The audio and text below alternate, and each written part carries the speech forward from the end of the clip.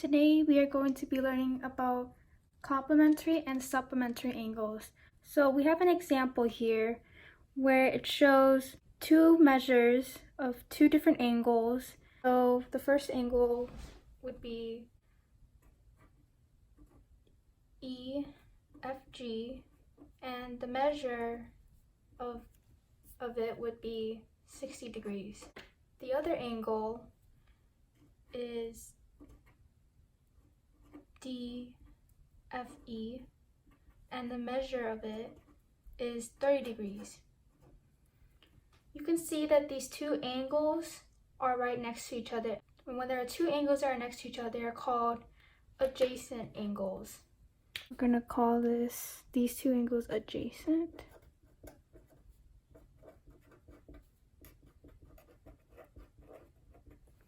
And when you add these two measures together, they equal to 90 degrees.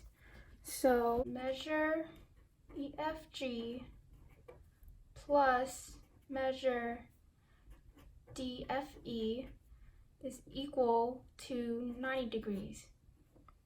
And we know when an angle is 90 degrees, it is called a right angle.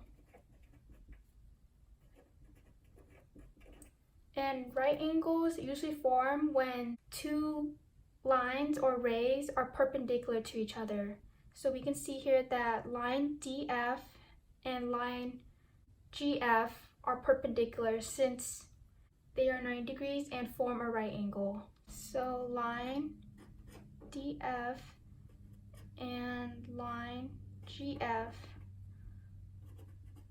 are perpendicular.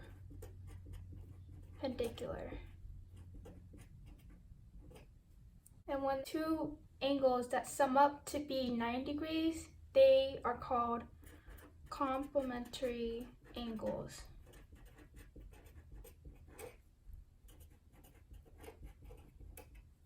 So basically, when two measures add up to 90 degrees, they are called complementary.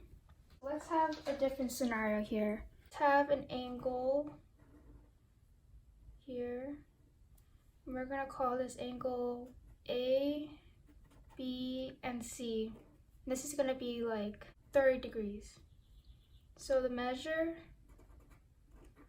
of angle ABC is equal to 30 degrees. And let's have another angle where its measure is 150 degrees. And we'll call this angle X, Y, and Z. So the measure of angle XYZ is equal to 150 degrees. And when you add these two measures together, so measure ABC plus measure XYZ, it is going to equal to 180 degrees.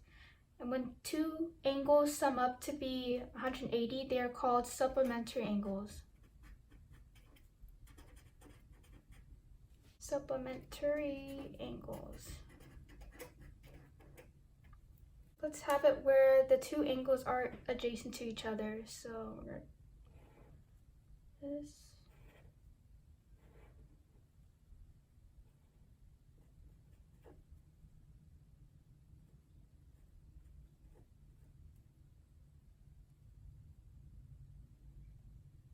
This is kind of like a different example, but with the same measures.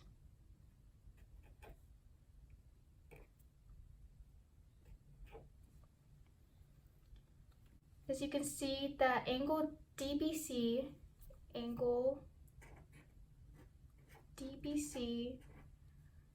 is a straight line, and the measure of a straight line is 180. So the measure of DBC is 180,